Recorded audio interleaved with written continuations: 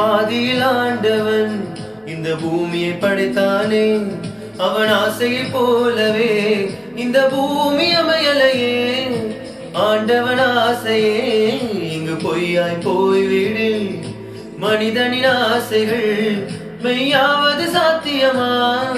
நன்மை என்றும் தீமை என்றும் 4 பேர்கள் சொல்லுவது நம்முடைய பிழை இல்லையே.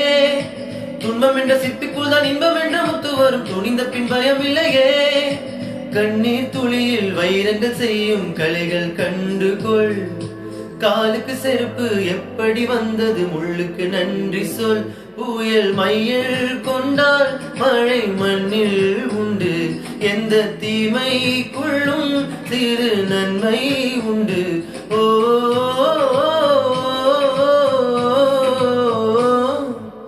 சந்தோஷம் சந்தோஷம் வாழ்க்கையின் பாதிபலம், சந்தோஷம் இல்லை என்றால் மனிதற்கு ஏது பலம்?